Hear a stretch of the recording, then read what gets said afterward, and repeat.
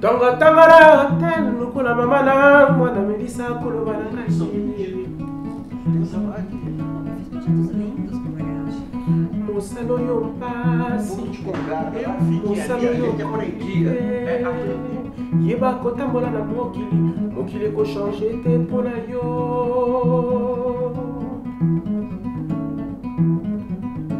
Moi ebimaka na tonga ezongaka na pokwa sanza ebima na vutu na moi.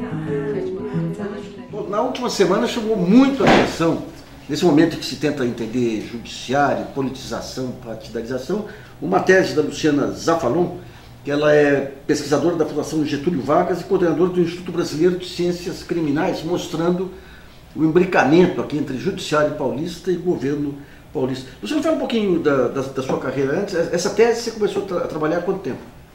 Olha, eu entrei no doutorado em 2013, parte dele eu fiz ainda enquanto eu estava à frente da ouvidoria da Defensoria Pública, e a parte teórica eu fiz num adensamento com o professor Boaventura de Souza Santos, com quem eu fiquei durante um ano. Bela experiência, hein? Foi mesmo, na Universidade de Coimbra. Lá eu fiz um mergulho teórico, desenvolvi toda a parte, toda a reflexão mais aprofundada, inclusive com uma professora também muito importante no meu trabalho, que é a professora Hélida Laures. E aí voltei para cá em novembro de 2015 para fazer o levantamento de dados e a conclusão do trabalho. Foram 4 anos. O seu trabalho na auditoria, como é que foi? O que te agregou de experiência aí para entender essa... Na verdade, ali é o ponto de partida, porque quando a gente pensa o sistema de justiça, ele é todo formatado de uma maneira que muitas questões são invisibilizadas. Então, a dinâmica de funcionamento das instituições de justiça e as relações que são mantidas entre elas e os outros poderes é algo que estava completamente fora do meu radar e do radar, acho que da maioria das pessoas que analisam a justiça. E como o meu doutorado ele é na gestão pública, assim como o mestrado já tinha sido, esse processo de tomada de decisão, quais são os argumentos trazidos à mesa, o que é que pesa, o que é que não pesa, era um fator de muita atenção na minha dinâmica. Então foi ali, nesse processo de um exercício de um mandato como ouvidor externo, ou seja, é alguém que não integra os quadros da carreira, mas está lá justamente para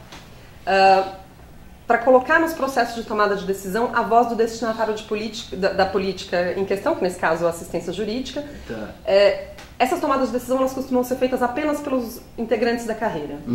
O processo de criação de ouvidorias externas, ele permite que a gente passe a ter alguém de fora integrando a tomada de decisão. E você tinha plena autonomia para obter as informações? Tem um elemento muito importante da ouvidoria externa, que o ouvidor externo ou ouvidora externa é integrante, é membro nato do Conselho Superior da Defensoria Pública. Então nenhuma política institucional é aprovada ou reformada ou pensada sem que o ouvidor possa se manifestar a respeito dela.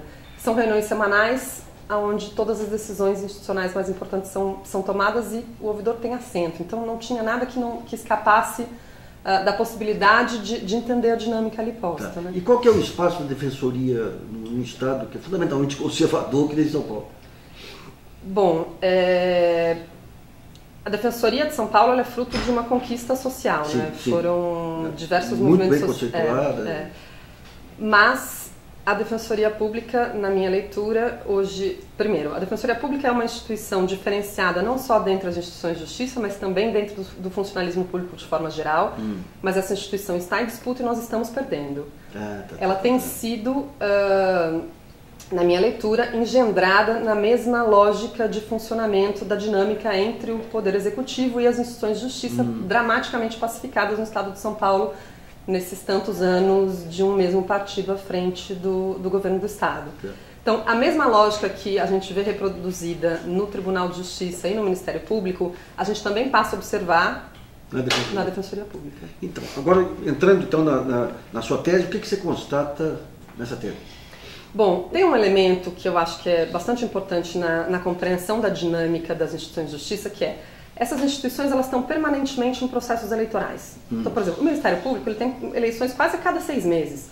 A Defensoria Pública também tem eleições, assim como o Tribunal tem eleições permanentes. A cada 6 meses? Para os diversos cargos? Para os diversos cargos. Por exemplo, no caso do Ministério Público, você tem desde para a chefia da carreira, para o Conselho Superior, para a Corregedoria, para a escola. São vários órgãos que passam por processos eleitorais regularmente. Esses processos eleitorais têm abrangência estadual e mobilizam uma série de esforços que arregimentam valores institucionais muito, muito nítidos. E aí o primeiro ponto que eu passei a compreender, passei a enxergar foi: qual é o tipo de argumento que mobiliza voto nessa carreira? Quem é que vota nessas chefias, nesses órgãos, nessas instâncias decisórias, desses poderes que são tão dramaticamente importantes para o avanço da cidadania no Estado? Só votam os próprios membros da carreira. Quais são os argumentos que mobilizam voto? E aí a gente passa a observar o quanto o peso do corporativismo, então, ele é fundamental para a tomada de decisão de quem é que vai ocupar esses cargos. As campanhas aqui, ó, exemplo do federal também, são em cima de vantagens corporativas. Benefícios corporativos. Dramaticamente isso. E aí você passa a ter as instâncias decisórias ocupadas por pessoas que muitas vezes ganham a eleição a partir de pautas que são dramaticamente autocentradas. Qual é o custo do avanço desses benefícios corporativos? Esse custo também é muito alto. E de que maneira esses custos são financiados?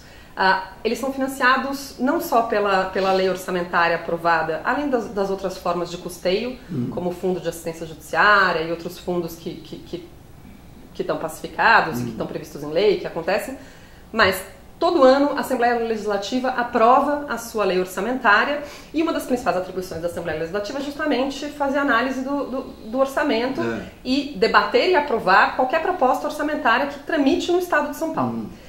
Me chama dramaticamente a atenção o fato de que todas as leis orçamentárias aprovadas no período analisado traziam uma seção especial que transferia ao governo do Estado a possibilidade de fazer a negociação direta de créditos adicionais no Estado. E aí eu passo a analisar, bom, a gente já tem as carreiras mobilizadas por pautas corporativas que geram um custo muito alto. Como é que esse custo está sendo pago?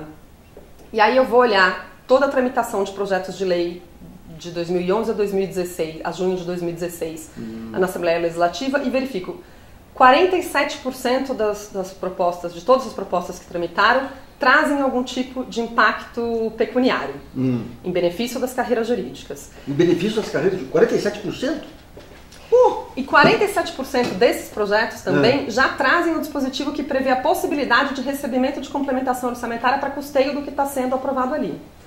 E esse custeio, ele tem sido, a partir dessa perspectiva de que ele pode receber créditos adicionais para se financiar, isso tem sido negociado diretamente com o Executivo do Estado por meio da autorização que a Assembleia transfere para o Executivo para fazer essa negociação. E aí você olha, bom, eu tenho carreiras mobilizadas por interesses corporativos, a transparência do orçamento, ela deixa de existir à medida em que isso se retira da Assembleia Legislativa e passa a ser negociado diretamente entre o governo e as chefias das carreiras jurídicas. Essas chefias das carreiras jurídicas têm atribuições fundamentalmente de promoção de enfrentamentos com o Executivo, muitas vezes, para conseguir dar vazão à sua razão de ser. Seja o Ministério Público, seja o Judiciário, seja a Defensoria Pública, quase que invariavelmente quando a gente pensa em direitos sociais, ou os dois pontos os meus dois recortes de análise, que eram segurança pública e sistema prisional, brigar pela garantia de direitos significa muitas vezes fazer um enfrentamento com o Executivo e com as suas políticas. Quem administra. E aí você tem a negociação de benefícios financeiros necessários à efetivação dos projetos de lei, dos benefícios aprovados internamente, sendo negociados diretamente com aquele que vai ser o outro lado dos processos. Como é que essa dinâmica se dá? Essa dinâmica se dá de portas fechadas. E não há como a gente, se Bobbio define democracia como interesse público discutido publicamente, o que a gente verifica aqui é, na verdade, o privado discutido privadamente. Um outro aspecto aí, no Ministério Público de São Paulo, você tem a carreira, se fala nas votações sucessivas, e o final da carreira são secretarias de Estado também. Isso aí também condiciona toda a atuação. Acho que, então, olhando para o Ministério Público, tem alguns pontos que me preocupam, sobretudo na análise e dos dados que eu consigo verificar. Se a gente olha, meus dois pontos de interesse eram segurança pública e sistema prisional, era a minha lente de análise. A Constituição Federal atribui ao Ministério Público o controle externo da atividade policial. Como é que esse controle tem sido exercido no estado de São Paulo? E aí a gente tem três elementos, mais precisamente, muito caros para essa análise. O primeiro deles, os 7 últimos secretários de Segurança Pública são oriundos do Ministério Público. Quando você entra no site da Secretaria de Segurança Pública, você verifica que o secretário de Segurança Pública é o chefe da Polícia Militar e da Polícia Civil. Então você deixa de ter a externalidade prevista na Constituição Federal de quem vai fazer o controle da atividade policial, que é dramático, passa a ser gerido por quem deveria ter a competência de fazer a fiscalização externa. Explica em parte quando teve nas manifestações aquela infiltração do militar lá, que prenderam aqueles 20 meninos, quem vai garantir a segurança dos meninos são procuradores federais e não estaduais. Perfeitamente. E o Ministério Público Estadual entra com a representação junto ao Conselho Nacional do Ministério Público para punir os procuradores que foram garantir os direitos que eles deveriam garantir. E há um outro ponto muito importante nessa dinâmica, que é qualquer órgão público, qualquer vaga do serviço público, ela deve ser preenchida por concurso. Isso não há dúvida. E quando a gente olha para as carreiras jurídicas, elas são dotadas de algumas garantias para que o exercício daquela função seja exercido em benefício do destinatário do serviço de maneira autônoma. A inamovibilidade, impossibilidade de redução de vencimentos. Contudo, as carreiras jurídicas têm, no estado de São Paulo, criado algumas formas de burlar essa previsão. Em alguns órgãos muito específicos, ao invés de você criar vagas em espaços estratégicos, o que as carreiras têm feito é criar órgãos que deixam de ser colocados em concursos e passam a ser conduzidos por pessoas escolhidas pela cúpula das instituições. E quando a gente olha para o Ministério Público, me atendo à sua pergunta, o GCEP, por exemplo, que é o Grupo Especial de Controle da Atividade Policial, é um desses órgãos. Tá. Assim como o GAECO, que é o de crime organizado. Ou seja, você deixa de ter o respeito à ocupação de maneira isenta desses cargos e passa a ter uma ocupação política desses postos. Isso explicaria, por exemplo, a impunidade dos crimes de maio de 2006? Sem dúvida. Assim, quando a gente... E olha só, Nassif, é muito interessante, eu discordo totalmente de qualquer padrão de análise que se paute por essa régua. Mas no estado de São Paulo, a voz corrente que a gente tem é de que prender pessoas é um paradigma de sucesso de política de segurança pública, assim como, aí sim eu concordo, a diminuição do número de homicídios dolosos no estado também é uma régua importante para a gente avaliar como anda a política de segurança pública. Se a gente olha os últimos 10 anos do estado de São Paulo, a gente tem o número de prisões aumentando exponencialmente, a gente passa a vivenciar um superencarceramento, sobretudo depois da reforma da lei de drogas, e a gente passa a ter uma redução também muito acentuada do número de homicídios dolosos no estado de São Paulo. Então, em princípio, você olha para isso e fala, bom, dentro da régua que está colocada no estado de São Paulo, a política de segurança está avançando. De outro lado, o que a gente verifica é que a gente vem batendo recordes de letalidade da polícia. Que não entra nessa estatística? Oficialmente, são dados publicados pelo Instituto Sou da Paz, no Sou da Paz Analisa, a gente teve em 2015 2,3 pessoas mortas pela polícia por dia no estado de São Paulo. Por dia. E se a gente olha para isso, de quem é a responsabilidade por fazer esse controle? Tá. Seja na gestão disso pela Secretaria de Segurança Pública, quem é que tem ocupado a Secretaria de Segurança Pública, seja pelo órgão de controle externo da atividade policial, seja em manifestações, seja em mortes, ou seja ainda, o Ministério Público ele é o dono da ação penal. Só ele pode promover acusações. O que é que tem sido feito com os processos de violência e letalidade policial? O que você quer dizer é o seguinte, mesmo que você tenha procuradores que, gozando aí das defesas constitucionais, poderiam agir, o fato de você criar um departamento específico mata qualquer possibilidade de ação individual de procuradores contra a violência. Você cria uma certa blindagem a qualquer possibilidade de reação. E aí que a gente entra no grande problema desse que a tese vem mostrar, que é os freios e contrapesos deixam de existir quando a gente tem uma dinâmica de imbricamento tão profunda. E é o que você colocou. Eu estou falando aqui de Secretaria de Segurança Pública, mas hoje a gente pode olhar todo o meu período de análise foi as 2 últimas gestões de cada uma das instituições de justiça. No caso do Ministério Público, o chefe do Ministério Público, em todo o meu período analisado, ele sai da chefia do Ministério Público e vira secretário menos de um mês depois. E hoje também é presidente à frente da presidência da Fundação Casa. Como é que a gente sai desse imbricamento? Qual é a possibilidade de fato de resistência a qualquer tipo de afronta à cidadania e aos direitos humanos? Essa questão das drogas, por exemplo, porque parece que o furto e a droga são os crimes prediletos aí da justiça, são fáceis de... Na verdade, Nassif, a questão da droga, tem uma grande questão que em 2006, quando a gente tem a reforma da lei de drogas, o combinado que estava pactuado ali era, bom, vamos deixar de prender usuários de drogas e vamos prender traficantes com penas mais duras e longas. Só deixando claro que eu também não acho que esse seja o caminho, eu não acho que a prisão seja a solução para nenhum dos aspectos, mas esse era o combinado. O que acontece na prática? A gente segue prendendo as mesmas pessoas, só que a gente deixa de prendê-las como usuários e passa a prendê-las como traficantes. Criminaliza mais ainda. E a gente tem um super encarceramento que abarrota as unidades prisionais à medida em que as pessoas que eram presas a uma determinada pena passam a ser penas muito maiores e sem possibilidade de algum benefício que lhes permita sair da cadeia antes do cumprimento da pena.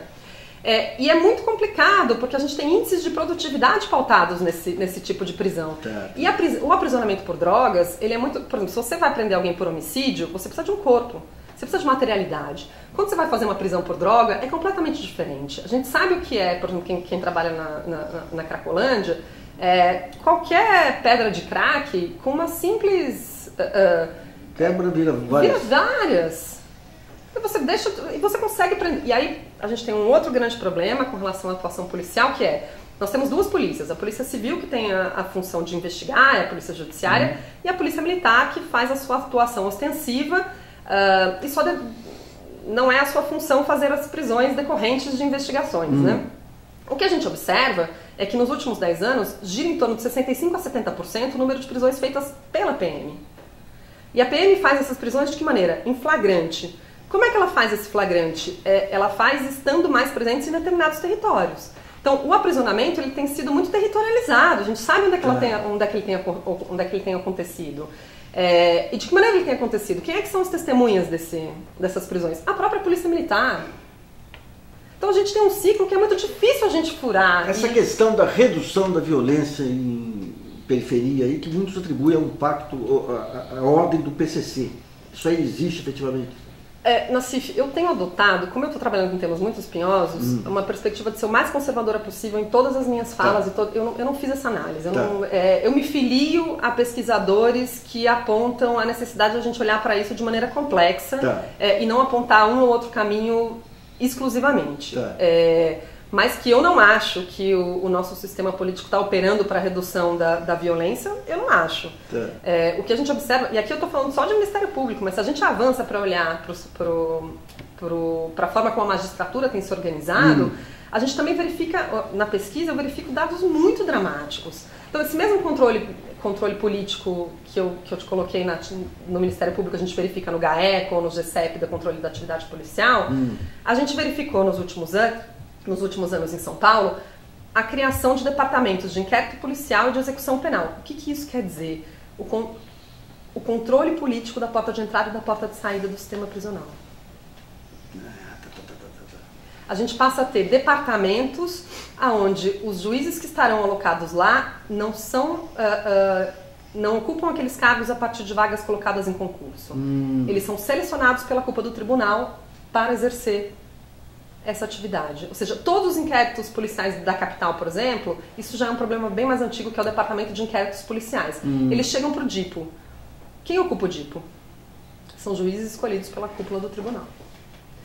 Agora a gente passou a ter a execução penal do Estado dentro dessa mesma lógica. Então a gente tem o controle político da porta de entrada e da porta de saída do sistema prisional. E tem um outro dado que é muito relevante que a pesquisa traz. Nem estou te deixando printar, né? Estou falando a beça. Não, é porque está sendo muito produtivo mesmo. Existe uma figura processual que chama suspensão de segurança. O que quer dizer a suspensão de segurança? É uma possibilidade que qualquer ente público tem de requisitar diretamente ao presidente do Tribunal de Justiça a suspensão dos efeitos de uma decisão judicial de primeira instância que contrariem aquilo que aquele ente público entende que deveria prevalecer. E aí eu olhei de que maneira as duas últimas presidências do Tribunal de Justiça se colocaram diante dos pedidos de suspensão de segurança que receberam. Então, eu faço uma análise de todos os processos que tramitaram na gestão Nalini e na gestão Sartori no Tribunal de Justiça. E quando eu olho para a questão prisional, eu cheguei a sentir mal-estar físico durante essa análise de dados. Em apenas um caso de todos que tramitaram no campo da privação de liberdade, o presidente do tribunal não atendeu o pedido do governo do estado para suspender efeitos de decisão judicial que garantia mínima dignidade. Mesmo Nalini, que é visto aí como supostamente um liberal? Mesmo Nalini. No caso da gestão Nalini, 100% dos casos. 100% dos casos? 100% dos casos.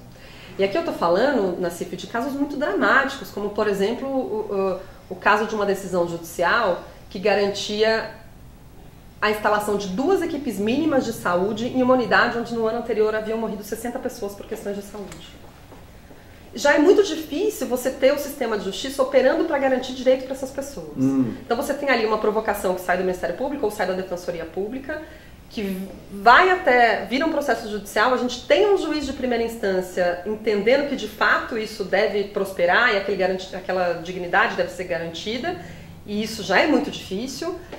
Quando a gente consegue chegar nesse lugar, a gente tem Explica de novo esse caso. O que era? Era uma unidade que você tinha mortes... Você tinha 60 mortes no ano anterior por questões de saúde. A Defensoria Pública entra com um processo pedindo a instalação de 2 equipes mínimas de saúde e pedia também, por exemplo, além disso, que fosse garantido a escolta para que as pessoas pudessem passar por exames ou atendimentos fora da unidade, que a saúde fosse garantida para aquelas pessoas. Isso numa unidade prisional? Isso em uma unidade prisional. 60 mortes? 60 mortes no ano anterior. Por uma população de quanto? Eu não me recordo agora, mas é muita morte. É muita morte. Você tem ali 60 mortes, você tem um pedido judicial que fala, bom, instalem 2 equipes mínimas de saúde. E já existem diretrizes de quais são essas equipes mínimas de saúde, tanto federal quanto estadual, ou seja, cumpra o que já está pactuado. E aí você tem uma decisão judicial que diz, beleza, vamos fazer isso. Aí você tem um pedido do governo do estado diretamente para a presidência do tribunal, que diz, olha, isso não estava previsto na lei orçamentária do ano, logo a gente não pode cumprir porque isso contraria o interesse público, suspenda os efeitos dessa decisão. Agora, a gente tem que lembrar, no período pesquisado, o Tribunal de Justiça chegou a ficar com 21% de toda a suplementação orçamentária do Estado. Que coisa, né? Aí você tem uma apropriação direta mesmo do orçamento público, não é nem... Na área federal você tem as disputas por juros, aqui especificamente as carreiras jurídicas com o sistema político. 21% de toda a suplementação orçamentária do Estado? Que loucura. Que outro tipo de ação que o Estado tem de prejuízo aí da cidadania que o Estado consegue? Olha, vou te dar mais um exemplo ainda nessa área. Garantia de banho quente para presos no geral e sobretudo para presos com tuberculose. O mínimo. Unidades da Fundação Casa superlotadas, com problema de ventilação, sem banheiro, em cidades como Araçatuba, que faz um calor desgraçado. E ainda assim você tem essa dinâmica se colocando. Você consegue uma decisão judicial, você vai lá e tem a cassação dos efeitos, você tem a suspensão dos efeitos da decisão judicial que lhe garante essa... É o mínimo, é garantir. Que coisa. A minha conclusão, e aqui eu me filio à obra a fala do professor Boaventura de Souza Santos, é que vivemos em socialmente, politicamente democráticos e socialmente fascistas. O Ministério Público Federal tem todos os problemas deles lá, tem a Procuradoria dos Direitos do Cidadão e tudo. Não tem interferido nessas áreas? Porque isso aí são áreas que transcendem o Estado, isso aí são questões graves de atentado a direitos humanos. E a gente passa a verificar alguma ação, como foi o caso que você falou, de quando o Ministério Público Federal vem para São Paulo e diz, olha, vamos aqui, nós passamos a receber. Mas existe toda uma disputa também entre carreiras que é de difícil superação. E acho que há um elemento de neutralização dessa questão, que é o fato de nós termos agora o ministro Alexandre de Moraes no Supremo Tribunal Federal, que é alguém que ocupou a Secretaria de Segurança, vem do Ministério Público, ocupa a Secretaria de Segurança Pública e, em certa medida, representa agora essa lógica dentro do Supremo Tribunal Federal. Se a gente tira o lado corporativo, o Ministério Público, por exemplo, outro dia, no Rio de Janeiro, o Ministério Público Estadual se aliou claramente ao MBL. Se for pegar o pensamento médio do procurador aqui de São Paulo, é esse mesmo exercitam esses mesmos princípios aí da ultradireita, ou como é que é? Eu não conseguiria, eu estaria sendo leviana se eu dissesse qual é o perfil do pensamento dos membros do Ministério Público. Porque as eleições, elas refletem só a parte corporativa, refletem valores em relação Não, eu acho que elas refletem valores, e, por exemplo, basta a gente olhar porque assim, a gestão pública ela pode ser analisada pelo fazer e pelo não fazer. Claro. Né? E quando a gente olha o que é que tem sido, qual é a opção institucional diante dos desafios que a gente tem colocados na nossa sociedade. Decidir que a guerra às drogas é prioridade e que as pessoas têm que ser presas por isso, e São Paulo lidera o encarceramento em massa decorrente da aplicação equivocada da lei de drogas, é uma decisão institucional que faz com que o Ministério Público volte as suas energias para esse tipo de acusação, em detrimento, sei lá, por exemplo, de tentar conter os feminicídios. São decisões institucionais que se pautam Vamos pegar alguns episódios recentes, até estou soltando um livro, estou analisando. Aquele episódio, por exemplo, do Ministério Público, de um procurador do Ministério Público Estadual, com Chalita, que claramente foi uma ação política lá visando grupos políticos aqui. Esse tipo de... a posição do Ministério Público aqui em relação aos escândalos políticos, por exemplo, efetivos de São Paulo, como ele tem se comportado?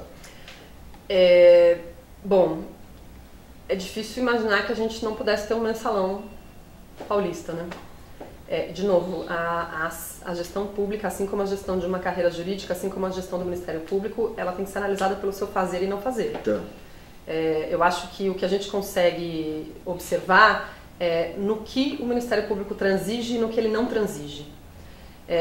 Quando eu penso a função prevista na Constituição do Ministério Público, o que eu esperava dessa instituição é que ela não transigisse em colocar a cidadania em primeiro lugar. A garantia mínima de direitos e de dignidade para as pessoas presas, para as pessoas que sofrem a violência policial. O que a gente observa é que, para determinada camada da nossa população, o que o Estado de São Paulo tem reservado é a periferia, a prisão ou a morte. E quem é que tem a capacidade de resistir a essa política corrente no Estado de São Paulo?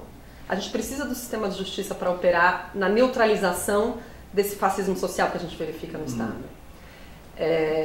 E sem contar com essa intransigência das carreiras jurídicas, tendemos a viver cada vez tempos mais sombrios. Você chegou a analisar o período da Caixa, na Secretaria de Administração Presidencial? Não. Eu analiso, o meu recorte são as duas últimas gestões de cada uma das carreiras jurídicas. Então pega de 2012 a 2016. Maravilha. Muito obrigado aqui. Imagina, obrigada eu. Hoje eu lembro, eu falei, não tem nada a ver com economia, mas deixa eu dar um alerta. Você vai produzir um projeto de São Paulo, investimento. Marco, mas como é que vem? Você levar em consideração as outras condições? Agora está na prefeitura. Bom, Felipe Rezende é doutor em Economia e Matemática pela Universidade de Missouri, Kansas City, e está já há algum tempo vem alertando aí para um processo de endividamento que pegou empresas e famílias no país e os riscos que isso acarretaria. E hoje os riscos se transformaram em desastres efetivamente. Felipe, quando é que você começou a perceber essa dinâmica saindo de controle? Tem um dado muito interessante. Em 2011, você tem um padrão que existe em economias que passam por um período de prosperidade.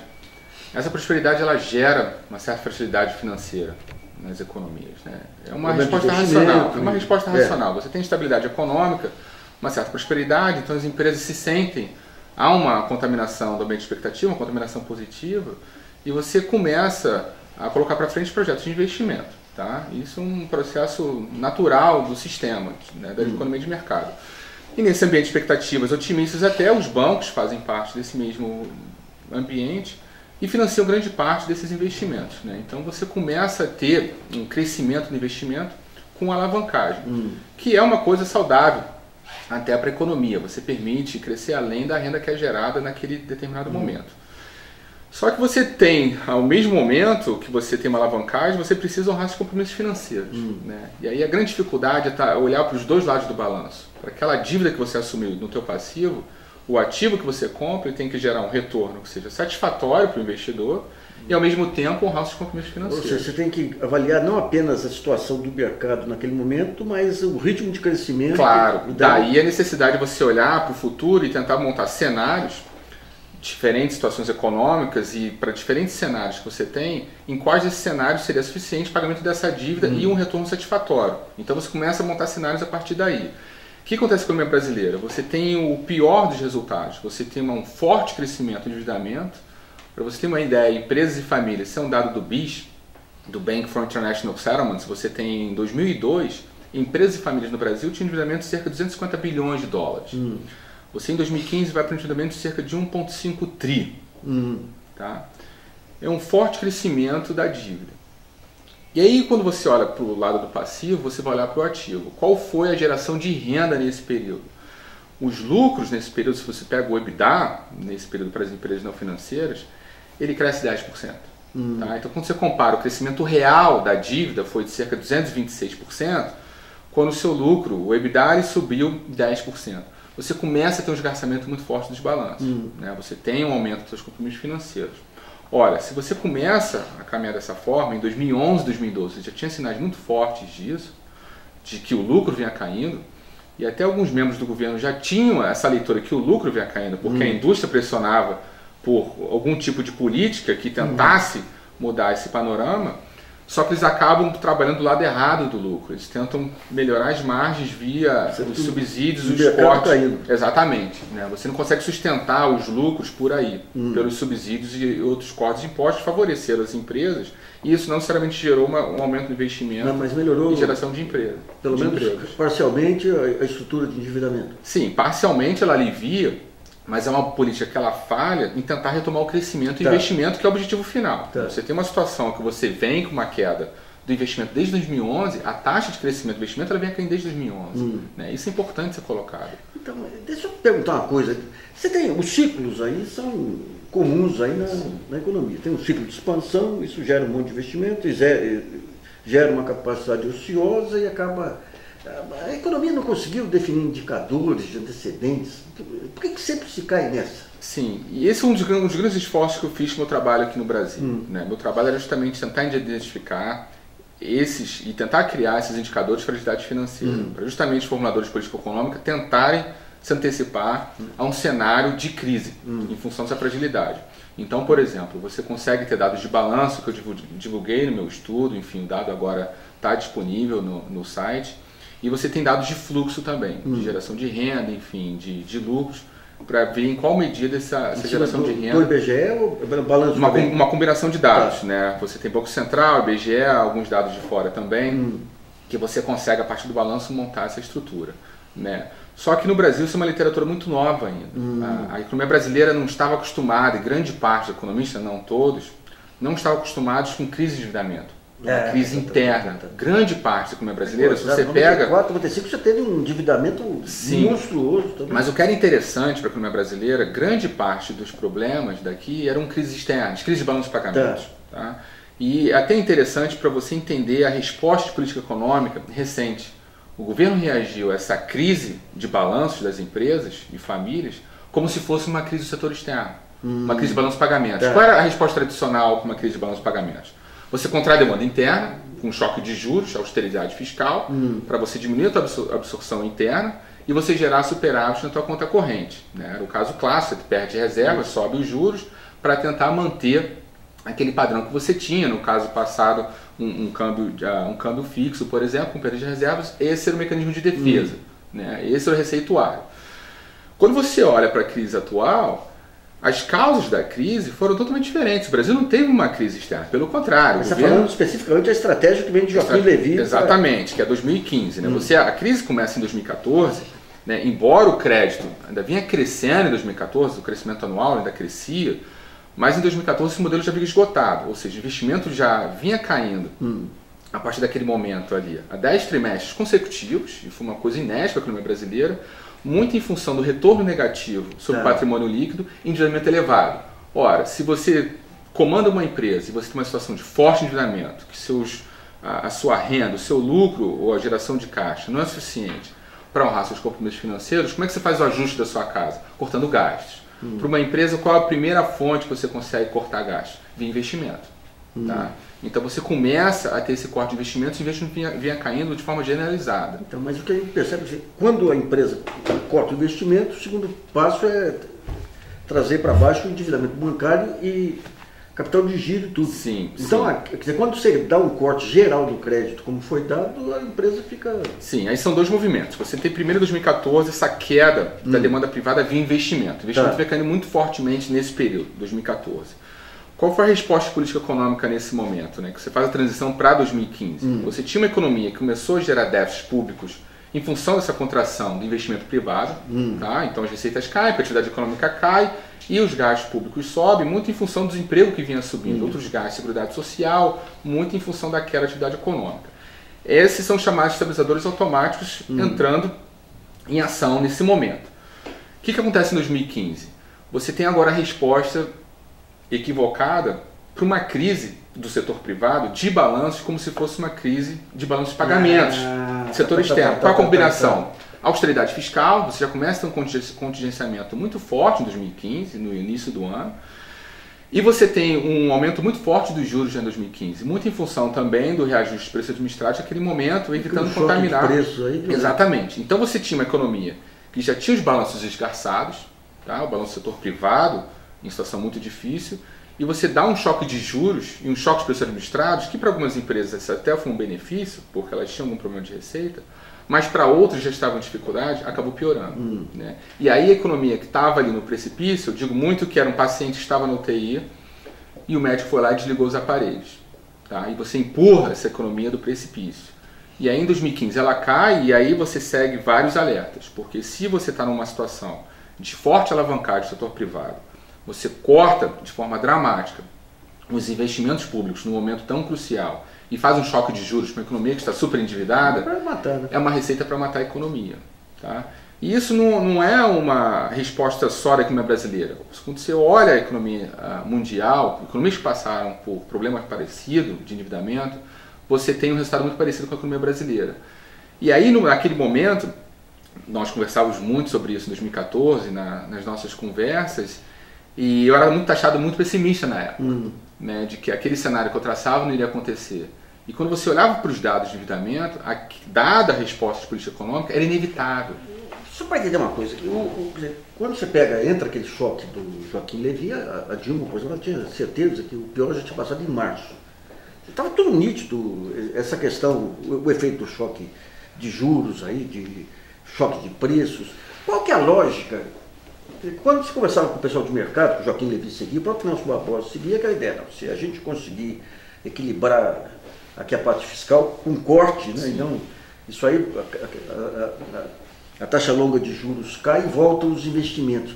Esse tipo de racionalidade, como é que prospera numa economia complexa como a nossa? É difícil entender como eles chegaram a essa conclusão, porque em vários momentos nos debates aqui no Brasil, eu ouvi esse mesmo tipo de argumento. Isso era o padrão do mercado. De que a política monetária seria capaz de levantar os investimentos. Falei, olha, se você tem uma economia que está extremamente alavancada, o retorno sobre o patrimônio líquido da indústria, em 2015, foi de menos 10%. Pô. Então o que eu colocava para eles era o seguinte, mesmo num cenário hipotético, o Banco Central colocasse os juros a zero, bem agressivo como nas economias avançadas fizeram, jogando taxa de juros a zero, um cenário bem hipotético no meio brasileiro.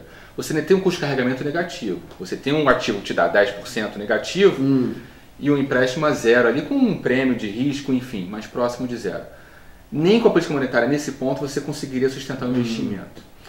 Só que você tem o contrário. A economia, a política monetária não só ela tentou acomodar a crise de endividamento, como ela piorou a situação. Ela aumentou os custos desse endividamento.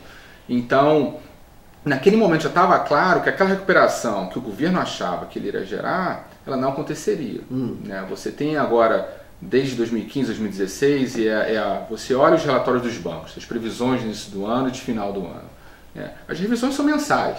Né? São mensais, porque eles insistem exatamente nesse modelo que você falou. Né? Que as taxas de juros, porque eles partem do pressuposto de que com as taxas de juros extremamente elevadas, juros reais elevados, você tem espaço para a política monetária atuar sobre investimento, sobre a demanda. Não dá medo. Ora, isso seria em condições normais, de temperatura e pressão. Numa situação que você tem, novamente, um forte endividamento do setor privado, com esgarçamento de balanços e retornos negativos, a política monetária entra naquela situação que nós chamamos da impotência da política monetária. Ela não é capaz de estimular investimento por si só, né? Então você precisaria de um outro canal de estímulo. Ora, então você avalia suas alternativas. De onde viria esse crescimento? Você poderia falar investimento privado. Ele não vem pela situação que eu acabei de colocar. Forte alavancagem, retornos negativos. Capacidade ociosa em níveis recordes, enfim. E você não vai trabalhar por aí. Você tem investimento e consumo das famílias. Você tem um desemprego agora batendo 13 milhões e meio de trabalhadores, né? Então você tem, em grande medida, o consumo também retraindo. Qual seria outra opção? Setor externo. O setor externo ele pode ajudar a agropecuária para esse ano ter uma contribuição, a expectativa é de cerca de 10%, 9,6% de contribuição para esse ano. Só que o setor externo já atingiu seus limites, né? Você tem a economia chinesa com dificuldade enorme de manter as taxas de crescimento que eles têm no plano deles, né, de crescimento. A economia europeia ainda patinando, não conseguindo alavancar o crescimento para a região como um todo. E a economia americana ainda dando sinais também de esgotamento em função da normalização da política monetária deles. Então você vê que o setor externo ele pode até ajudar, mas não será o fator que vai gerar esse crescimento. Qual seria o único que sobra nessa conta? Os gastos públicos. Os gastos públicos. E aí o que você tem de proposta que foi feita no passado? E foi uma das grandes críticas que eu fiz. Você tem, por um lado, membros do governo que têm uma agenda que ela é até positiva. Existem abusos no orçamento, né? Isso é um fato para a economia brasileira, né? Abusos, enfim, dentro do judiciário, legislativo, de salários, de ineficiência, você tem todo esse lado. Mas você não é em função disso que num momento tão crucial como esse da economia brasileira que você vai cortar investimentos, tá? Então, com tudo que foi feito com a PEC do teto, que foi aprovada no ano passado, você deveria, pelo menos, ter colocado alguma válvula de escape ou, pelo menos, deixar os investimentos públicos de lado. Né? Essa é uma área fundamental, não só em momentos de crise, mas em momentos de crescimento também, porque você tem uma demanda por bens e serviços públicos que você tem que atender, né? Em particular, a infraestrutura, né? Eu acabei de terminar um trabalho sobre infraestrutura em parceria com a Universidade de Colômbia, financiada pelo BNDES e pelo CAF, e o objetivo foi olhar no mundo como é que nessas economias avançadas e emergentes você financia a infraestrutura. Isso é bem interessante. A economia brasileira, no início da década de 80, ela chegou a investir 5% do PIB em infraestrutura. Tá? Essa foi a média de 88 a 85. Grande parte disso pelo investimento público. Ela agora em 2010, 2011, ficou na casa de 2% do investimento em infraestrutura, 1% para cada. 2010, 2011. 2%, 1% para o governo, 1% para o setor privado. E isso você está falando de infraestrutura. E aí você olha o seguinte, quando você fala de infraestrutura, são ativos bem diferentes. Você tem aquele ativo que está em desenvolvimento, né? Você colocar aeroporto no meio do nada, é um ativo que não existe, é o chamado Greenfield, tá? E o ativo já está maturado. É como o aeroporto aqui de Guarulhos ou no Rio, o aeroporto de Gualeão. Que existe uma demanda enorme de investidores privados por esses ativos, que o ativo já está maturado, você já conhece demanda, você consegue achar a taxa interna de retorno em função dos dados que você tem, você projeta a demanda futura com base nesses dados e você consegue fazer um investimento privado nessa área porque o teu risco ele é relativamente pequeno. Então existe um apetite muito grande do investidor privado por esses ativos. Tá? Então vamos colocar esses de lado. Onde o setor privado ele não entra geralmente, e se ele só entra se as garantias públicas elas sejam tais que façam daquele investimento praticamente um investimento público. É o chamado Greenfield, um investimento novo, que é o que o Brasil precisa.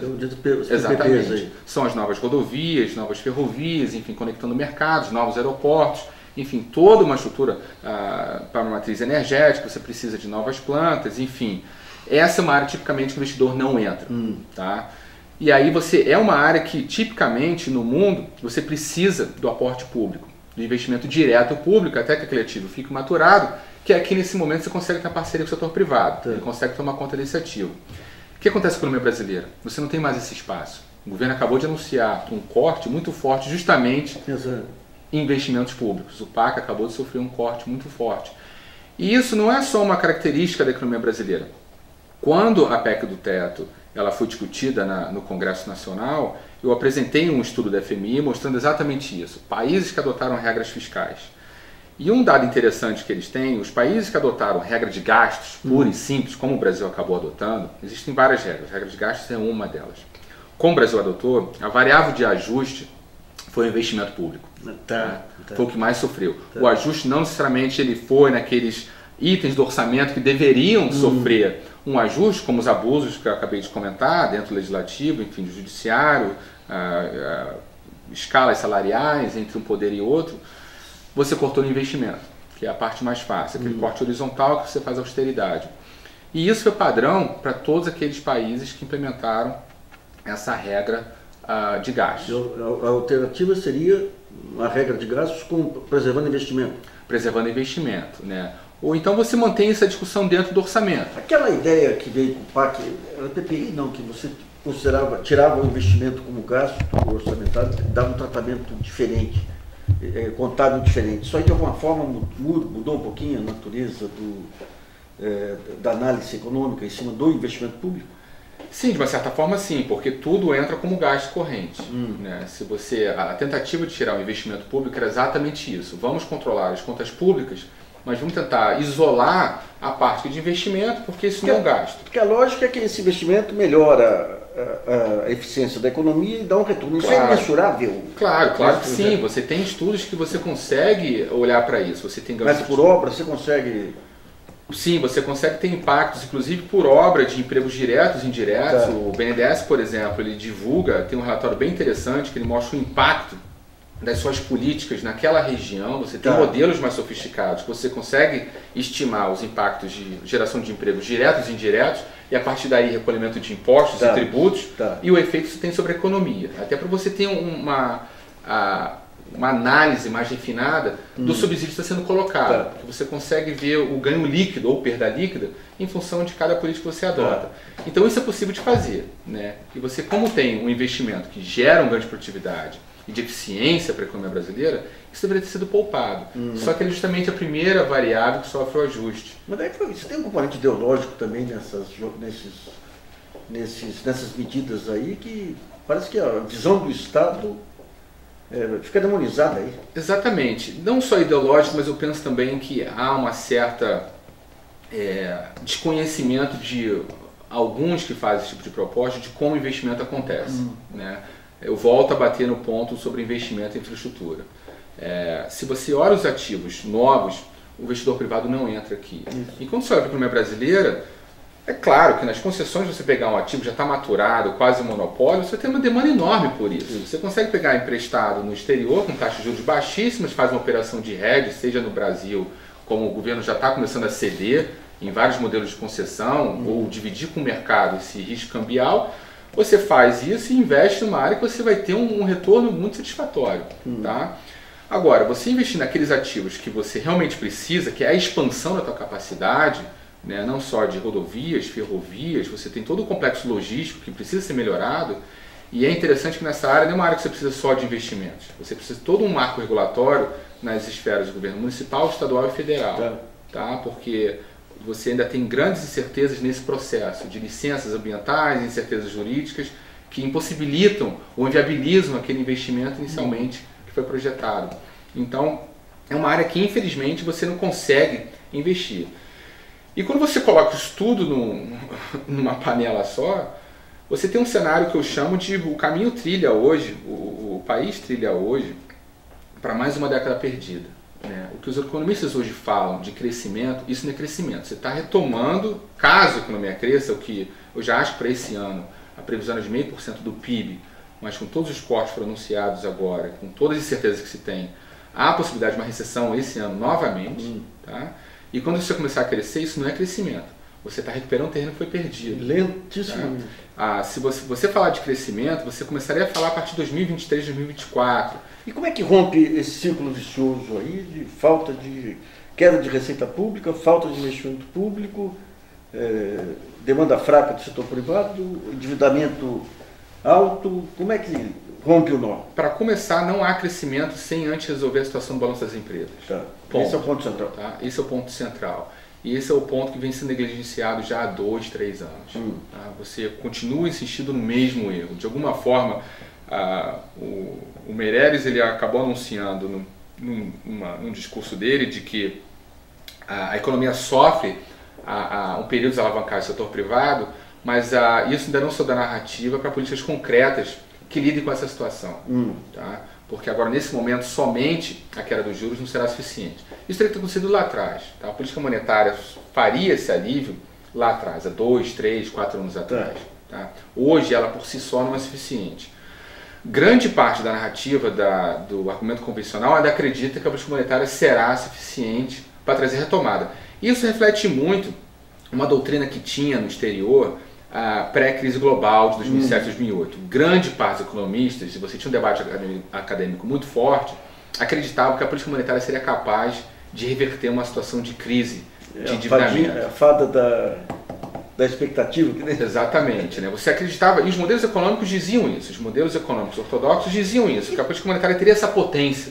Mas então, se a gente pega esses mega bancos de dados, big data, tudo aí, o espaço de tempo que eles analisam não foi um espaço de expansão da economia que não permite tirar conclusões para os períodos de queda? Sim, exatamente. Existem várias falhas. Né? Se a gente colocasse no modelo, alongasse um pouco mais os dados, né? Colocasse em 20, 30 anos, eles não chegariam às conclusões que eles chegaram naquele momento. Porque corretíssimo. Mas então vamos pegar um ponto. Esse é muito conhecimento empírico, porque é muito negligenciado pelo economista teórico lá. Né? No fundo, a economia é a capacidade que você tem de ter uma visão criativa sobre uma determinada situação e usa o seu instrumental para...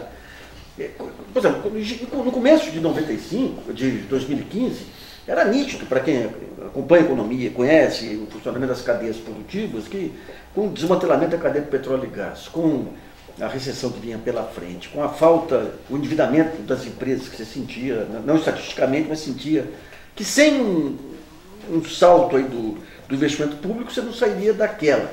Isso aí só depois que é consumado o desastre que a literatura permite você consolidar os diagnósticos. Porque essa dificuldade do economista hoje, a gente tem levantado no blog, através de alguns historiadores que frequentam o blog, muitos casos históricos de pragmatismo de ministros da Fazenda que conseguiram resolver situações driblando restrições que havia. Hoje essa questão da globalização econômica não trouxe um conceito de manual que não é adaptável na cabeça desses economistas para cada situação? Sim, você tem dois momentos, né? É interessante, você tocou num ponto importante. Você pega a economia americana da década de 30, pós-Grande Depressão, você teve essa atitude mais pragmática. Né? Você tinha o Roosevelt naquele momento, ele tendo que mudar a expectativa, a visão que ele tinha sobre a economia, muito em função do que acontecia na prática. 2008 né? aqui. E você tem o New Deal exatamente como resposta para aquela situação que se colocava.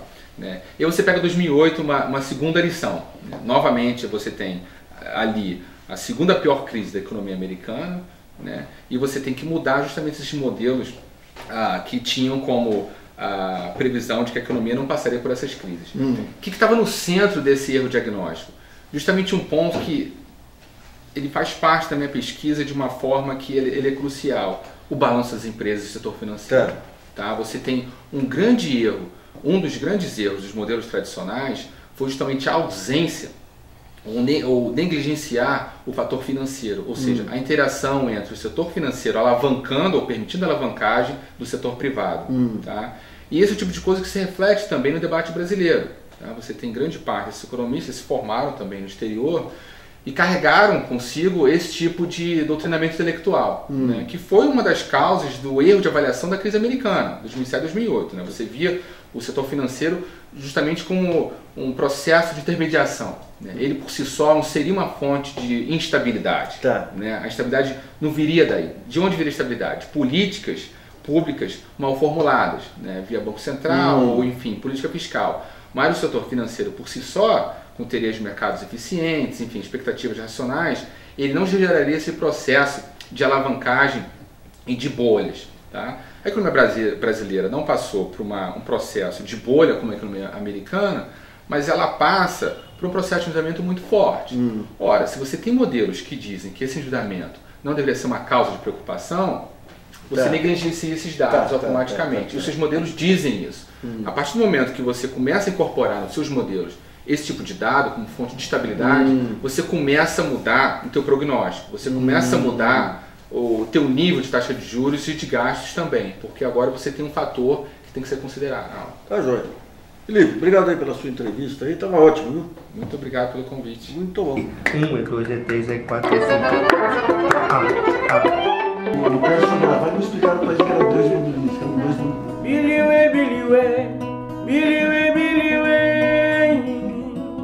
africano biliwe, oh mama, chokolomeso keba, chokolomeso keba, oh mama. Nos últimos anos houve várias ondas migratórias aqui, especialmente para São Paulo, trazendo aí ventos novos, aí, voltando àquela visão multicultural que sempre marcou São Paulo, de uma forma muito interessante. Tanto pessoal do Oriente Médio, Síria, África, e uma das correntes migratórias vem da África e no caso do Congo. O nosso entrevistado de hoje, Yannick Delas, que é um músico da República Democrática do Congo, que já está em São Paulo há alguns anos e fazendo carreira musical. Yannick, fala um pouquinho da sua vida antes de chegar ao Brasil, como que chegou? Primeiramente, eu gostaria de agradecer pelo convite de falar um pouco dessa história que estou fazendo parte. Pela primeira vez que eu vim no Brasil foi em 2014. Foi para um projeto que eu vim desenvolvendo lá na África, projeto de intercâmbio entre África e Brasil. Pela uma visão de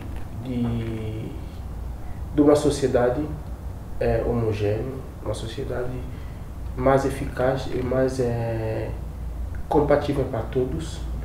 Esse projeto fez com que eu também pudesse trazer um pouco da África no Brasil, que já existe. Quem que era o responsável por esse projeto? O projeto foi meu. Mas digo, esse projeto de aproximação... Da aproximação fui eu que pensei, mas eu trabalhei em colaboração com a Embaixada do Brasil na África, em São Tomé e Príncipe, onde eu moro. Então, foi em 2014 que eu venho fazendo. Aqui também conheci um pouco do Brasil, entender um pouco da cultura. Eu fiz uma temporada de 3 meses, onde eu fiz muitas parcerias, que saiu o segundo disco meu, que foi gravado em Minas, com um músico mineiro.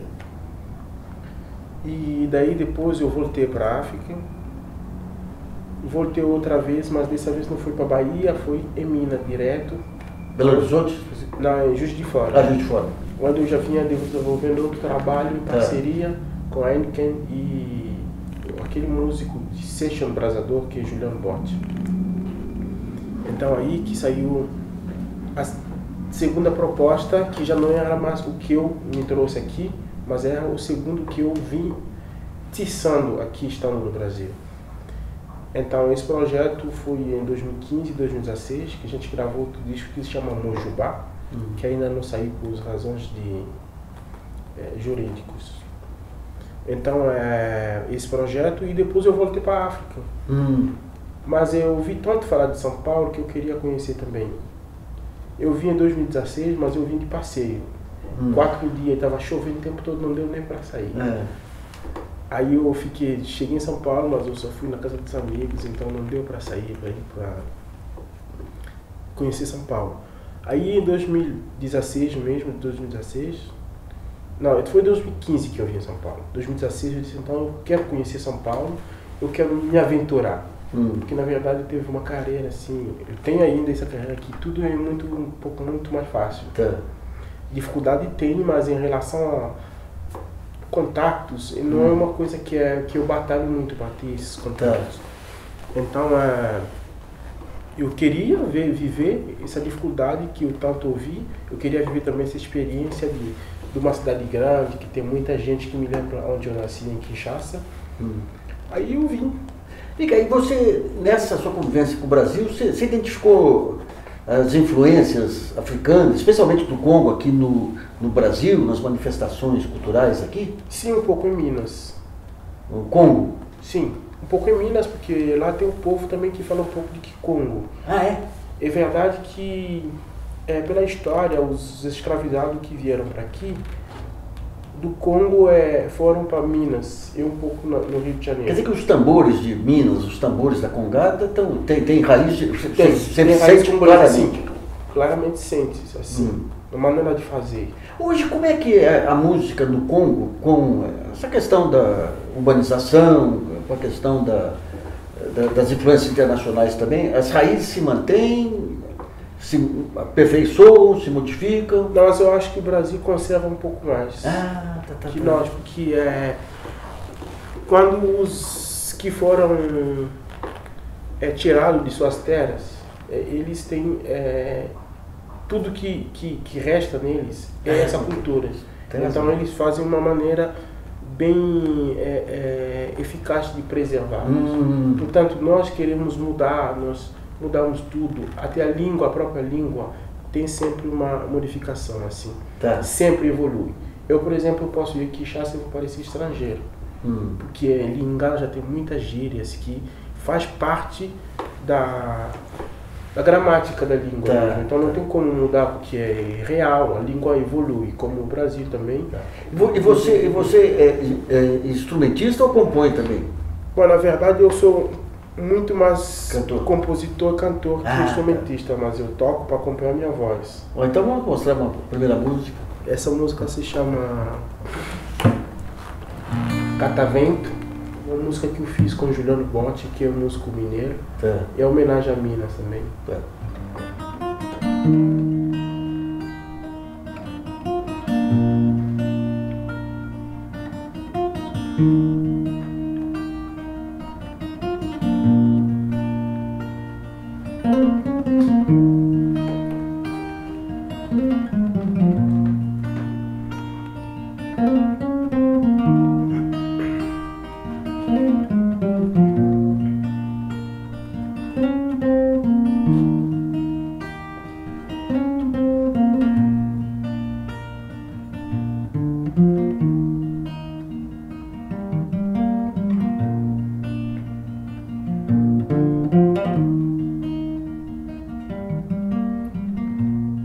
Likolo ya ngomba basundola ngayo, likolo ya ngomba babwaka ngayo, mbula mapepe ekobetelaka ngai, kasi natelema makasi nakweya te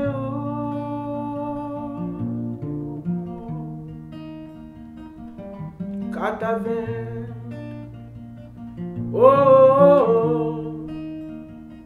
kipakapaka,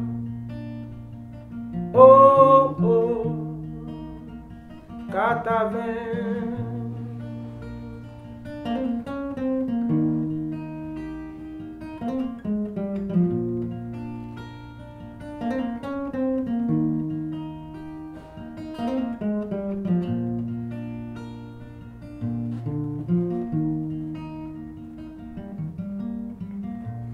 Mon bébé betakanga epesanga itina, nazo produire énergie électrique sans dégâts, sans pollution.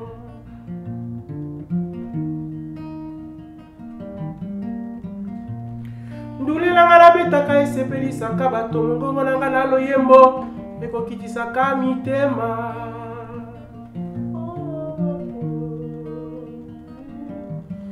Kipakapaka, Catavento,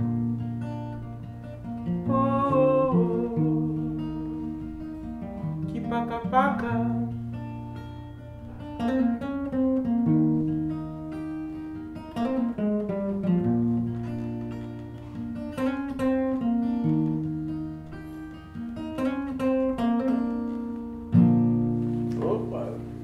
O que quer dizer a letra? A letra quer dizer que todos temos uma utilidade. Tudo que você vê tem uma utilidade. Eu, por exemplo, falo de mim, Catavento, se a gente olhar bem, ele não fica no meio da cidade, não vai ficar dentro dos prédios. Mas ele tem uma utilidade tão importante para os prédios de nós, porque ele produz energia elétrica sem poluição. A produção de energia elétrica do Catavento é ecológico, é bem para a saúde, só faz bem para o homem. Mas ele é rejeitado ele é isolado. No contexto de socialização, parece rejeitado. Ele fica na cima da montanha, onde ninguém vai. Ninguém chega perto dele.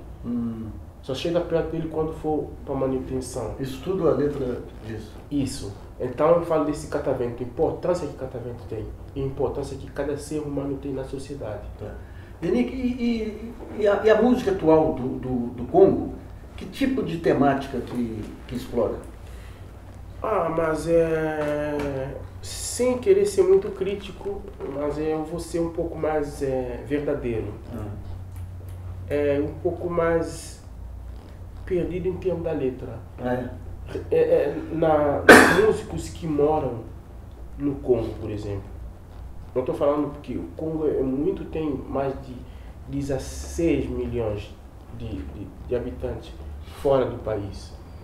Então tem muitos fazendo música como eu não sou conhecido no Congo de jeito nenhum. Ninguém me conhece no Congo como músico. Então aqueles que me conhecem como um engenheiro. Poucos. Você é do engenheiro lá? Sim, mas não me conhece como um músico. Entendi. Então é uma coisa que não tem nada a ver. Mas os músicos que moram lá são mais populares e fazem música popular. E isso aí. Então é para diversão, não é música engajada assim. Tá. Se for pegar, por exemplo, a música brasileira, você tem as raízes, assim, que a partir das quais você consegue identificar a música brasileira. Lá no Congo, se for pegar os ritmos ancestrais, quais são os que fundamentam aí a cultura musical do Congo? Bom, primeiramente eu peço desculpa para quem vai assistir a gente, eu sou bem urbano. Quando a gente fala cubano? Urbano. Urbano, tá. Urbanismo na África é totalmente muitos negar a raízes. Não é automático. Entendi. Mas a gente vem crescendo num ambiente que não favoreceu, tem contato com ancestralidade. Olha só. Mas a gente tem isso dentro de nós. Mas eu não tenho uma referência ancestral. É por isso que você vem encontrar aqui mais do que você tinha. Sim, porque em Kinshasa, por exemplo, não é balé nacional, por exemplo, eu vi muitos que passavam na TV, mas a gente zapava, assim, tipo. Que não é o que a gente queria, porque a gente tinha um pouco ocidentalizado negativamente. Achar que tudo que é nosso é ruim. Isso é a grande destruição, aí que a gente foi colonizado, porque a gente começou a achar que tudo que era nosso é ruim.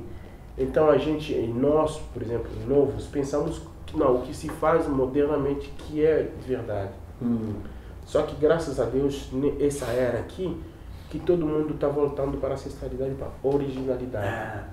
E aí nós estamos perdidos. Eu principalmente estou perdido. Você não conseguiu entender, reinterpretar suas raízes? Eu já mandei umas mensagens lá na família para procurar os instrumentos típicos lá, já não acham em Kinshasa. E Kinshasa é muito urbano, porque não é de hoje. E tem qual a população lá? A população é misturada, é tudo do país inteiro. Mas tem quantos habitantes? Eu acho que São Paulo, 13, 14 milhões de habitantes. E nem nos subúrbios não tem as manifestações culturais? O subúrbio de Kinshasa, ele pode ser muito mais moderno que quem mora no centro. É muito complicado, é uma coisa muito louca, porque é mentalidade, não é por localidade. Entendi.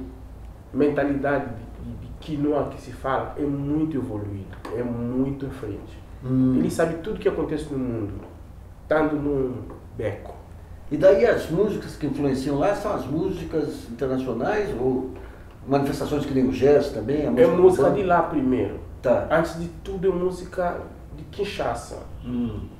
Comercial mesmo, popular, dali de Kinshasa, é a rumba congolesa, Seben, é música de lá, de Kinshasa, que prima tudo. Agora, aqueles que vêm de roça, como a gente chama, de província, que chega com outra coisa que nunca ninguém ouviu, a gente acha que é máximo, a gente acha isso máximo, porque a gente está acostumado com tudo que é moderno. Tá.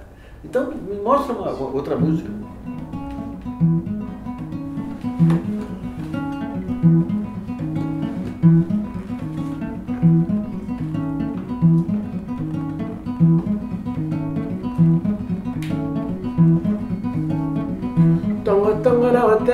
lokola papa na mona lokwa kanza koloba na ngai.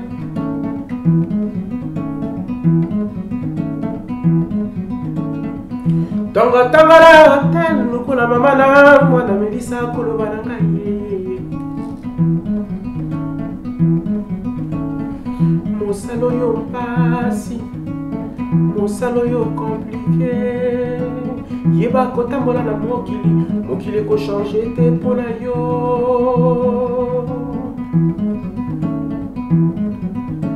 Moi ebima kana tanga ezonga kana pokwa, sanza ebima na butu na moi te.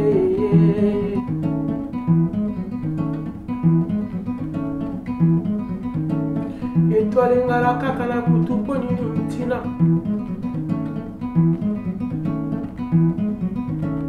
Soki ozwi nanu te, soki okomi nanu te, wapi okoluka na ndule. Tambolaka zigezage, zigezage, zigezage, zigezage, zigezage, zigezage,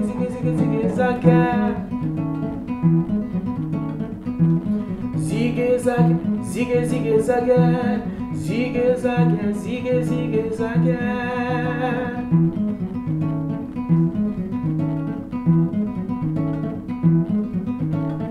Le monde est dynamique, le monde n'est pas statique. Le monde est dynamique, le monde n'est pas statique. Vérité alléluia, zala kilo kuta lobby. Isumu ya lobby, et comme une étoile est là.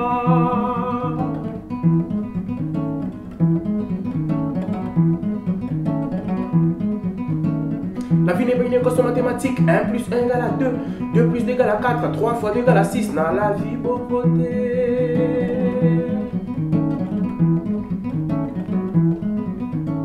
6 fois 5 égale à combien? Égale à 4. 4 fois 100 égale à combien? Égale à... Mais ça c'est quelle mathématique? Pour qu'il est salama pour yo. Et qu'on change tes pour la yo.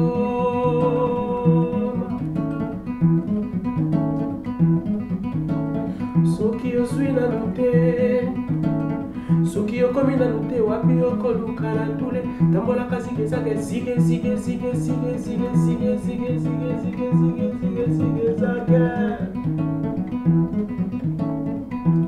Zigezage, zige, zigezage, zigezage, zige, zigezage.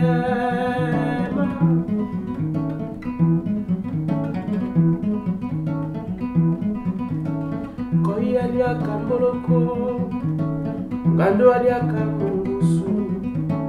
Mozu yani yokola mobola,